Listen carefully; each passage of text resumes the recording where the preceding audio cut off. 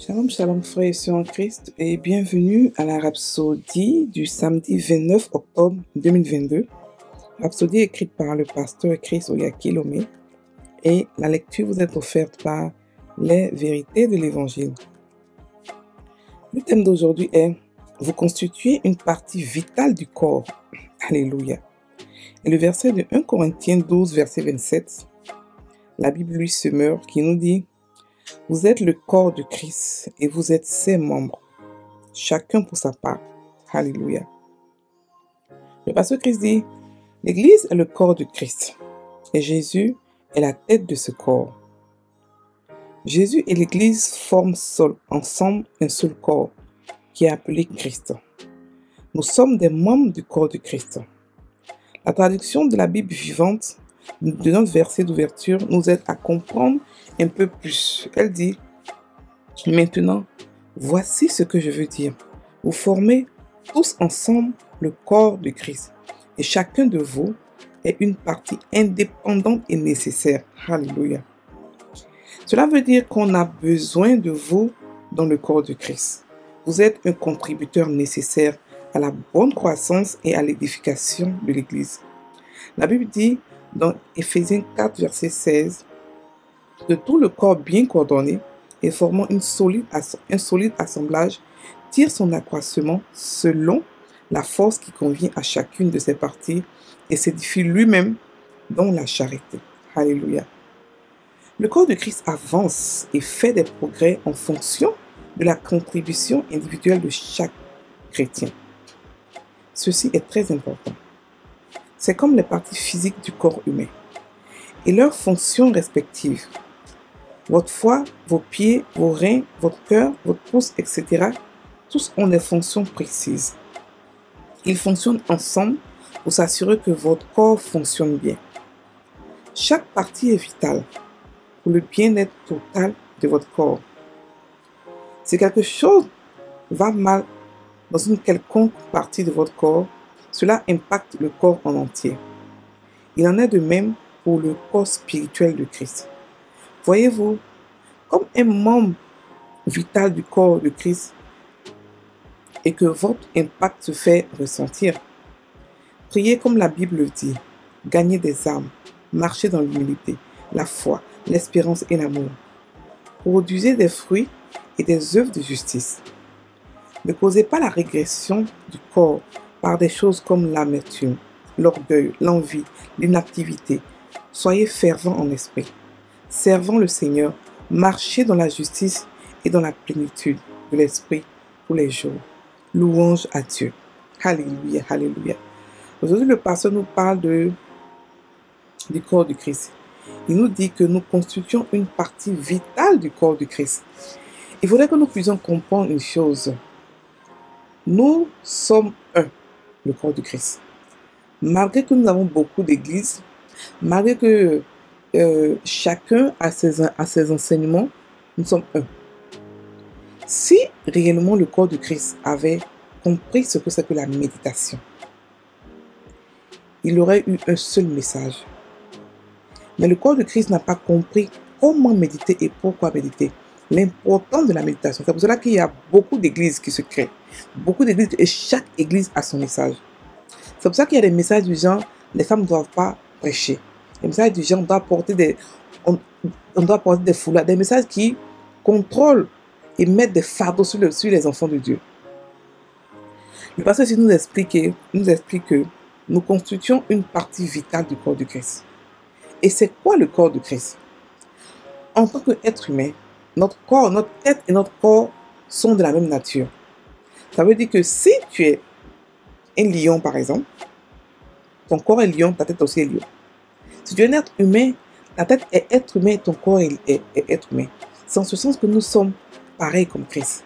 La Bible dit que tel il est, tel nous sommes dans ce monde. Comment est Christ? Comment est-ce qu'il est, Seigneur? Frère et sœur en Christ, comment est-ce qu'il est? Il est Dieu, il est Seigneur, il est glorifié. Et c'est ce que nous sommes. Il faudrait que le corps de Christ comprenne que nous sommes des dieux. Et que nous n'agissons pas comme ça au hasard. Nous devons comprendre notre importance, notre rôle à jouer dans le corps de Christ. Nous devons comprendre que sans nous, le corps du Christ n'est pas complet. Et Christ ne peut pas travailler. Sans son corps, est-ce qu'une tête seule peut travailler? Une tête seule, sans le corps, elle est morte. Un corps sans une tête, il est mort. Donc, séparer le corps de la tête est très dangereux. Par contre, si le pied ne marche pas, le corps peut marcher, mais le corps sera paralysé. Le corps ne marchera pas en toute sa totalité. La tête et le corps, c'est cela que la Bible appelle le corps du Christ, en entier. Et nous sommes interdépendants. Chacun de nous a une importance vitale pour le corps. De la même manière que le cœur est important pour tout le corps, de la même manière que le pied, ou les cheveux, ou les oreilles, ou les orteils sont importants pour le corps, de cette même manière, chacun de nous, individuellement, est important pour le corps du Christ. Pour l'avancement complet du corps du Christ, pour l'avancement parfait du corps du Christ. Nous devons comprendre que nous sommes importants et pour Dieu et pour nous-mêmes aussi. Alléluia. Ne croyons pas, frère, que lorsque nous blessons une sœur ou un frère, nous ne sommes pas affectés. Non, nous sommes tous affectés. Lorsque un frère et une sœur est blessé ou n'avance pas ou ne devient pas mature, nous sommes tous affectés. C'est pour cela qu'il est bon de s'entraider. Nous ne sommes pas des ennemis. Nous ne sommes pas des compétiteurs. Nous sommes au contraire liés dans l'amour. Nous sommes tellement liés. Nous sommes en fait codépendants. Le corps du Christ. Nous sommes codépendants de la tête. Nous sommes codépendants les uns des autres. Nous devons comprendre que cette codépendance, elle est très très vitale pour que le corps de Christ avance. Nous n'avançons pas en singleton. Nous n'avançons pas. On avance ensemble dans le corps de Christ. On avance ensemble en groupe. Dans l'amour. Alléluia. Donc, nous sommes des contributeurs nécessaires. Ça veut dire que chacun de nous est important et chacun de nous a sa pierre à apporter au corps de Christ. Il n'y a personne dans le corps de Christ qui n'est pas important. Il n'y a personne qui va se dire non, je ne sais pas qui je suis. Non, dans le corps de Christ, on est tous des rois, on est tous importants. C'est pour ça que chacun a droit à la parole. C'est pour ça que Dieu a dit allez faire de toutes les nations mes disciples. Il a dit guérissez. En mon nom, guérissez. Ça veut dire que tout le corps du Christ, quel que soit ton rang, tu peux guérir des malades, tu peux ressusciter des morts, tu peux faire des miracles. Et c'est ton droit légal en tant qu'enfant de Dieu. Tu dois le faire et tu peux le faire. Seulement aie confiance en toi, médite la parole de Dieu, sois conscient de qui tu es et parfait des miracles. Il n'y a rien qui peut t'arrêter, rien. Parce que ce n'est pas toi qui fais les miracles, c'est Dieu qui fait les miracles à ta place. C'est Dieu qui agit à ta place. Parce que c'est plus toi qui vis, mais c'est lui qui vit en toi. Alléluia. Donc, nous devons savoir que nous devons apporter, nous devons aider l'Église à être édifiée, à s'édifier en tant que groupe et nous-mêmes aussi, en tant que personne, nous édifier nous-mêmes pour ne pas retarder le corps du Christ. Parce que quand on n'évolue pas, ceux qui évoluent, ceux qui font des efforts, le boulot devient plus lourd pour eux. Alors que imaginez le corps de Christ en entier, comprenne ce que c'est que la vérité que l'évangile apporte, comprendre ce que c'est que l'amour de l'évangile, comprendre en fait le message vrai. Alors, au lieu d'avoir tous ces messages de délivrance, des messages de haine, des messages de retour à l'envoyeur, des messages purs, si on avait tout ça, le monde entier serait sauvé. Je vous dis que le monde entier serait sauvé parce qu'on est assez nombreux pour pouvoir changer ce monde. Mais comme au milieu de nous, il y a beaucoup de personnes qui n'ont pas réellement compris la puissance de l'évangile, qui n'ont pas vraiment compris la vérité de l'évangile. C'est pour cela qu'on est en train de retarder. Parce qu'on attend ceux qui ont compris, prient pour ceux qui n'ont pas compris. Et ceux qui n'ont pas compris même s'en foutent même de comprendre qu'ils sont dans un corps et qu'ils doivent avancer ensemble. Alléluia. De la même manière que le corps, c'est-à-dire qu'on est codépendant dans notre corps humain, on est dépendant les uns des autres. C'est-à-dire que si aujourd'hui, comme ça, tout le monde nous tous on marche tranquille, mais si on a un problème au dos, c'est là qu'on comprendra l'importance du dos. Mais tant qu'on n'a pas le problème du dos, on ne pourra pas comprendre à quel point le dos est important pour nous.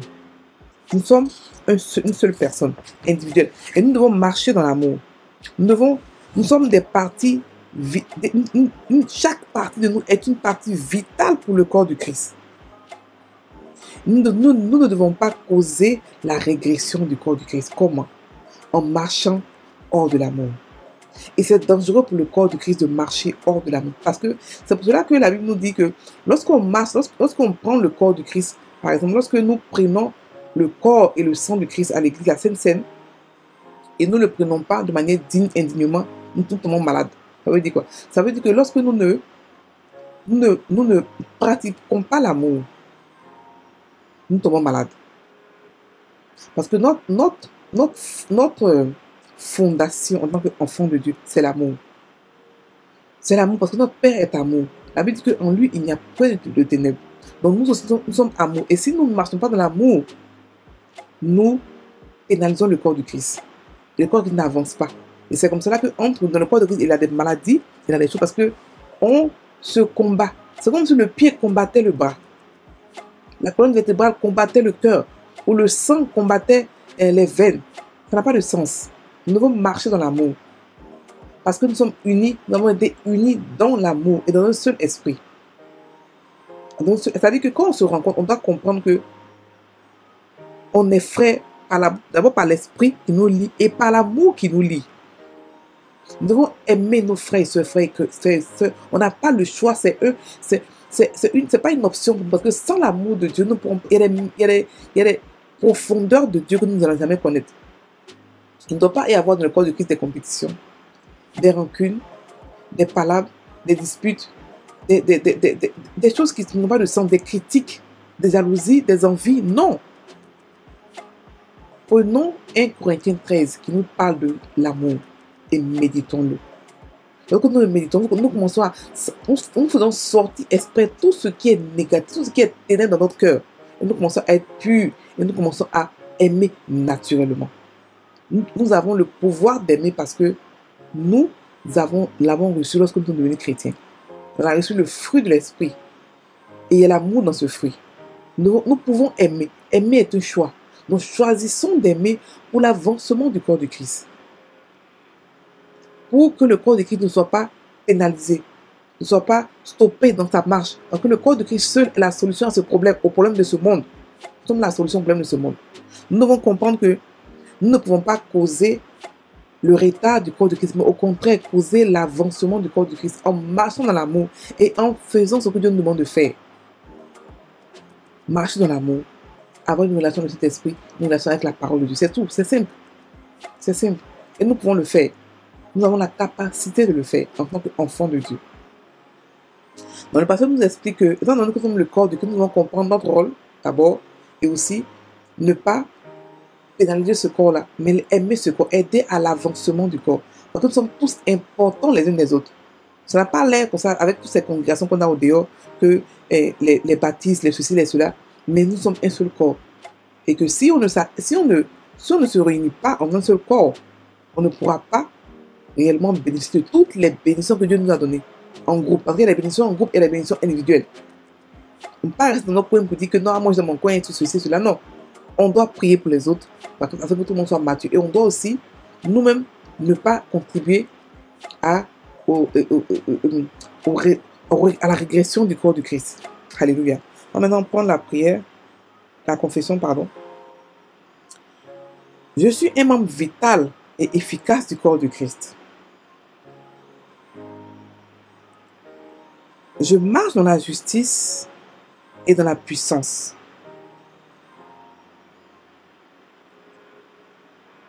Je marche dans la gloire et la grâce qui coule de la tête, Jésus-Christ, jusqu'au corps tout entier. Grâce à mon efficacité, l'Église fait des progrès.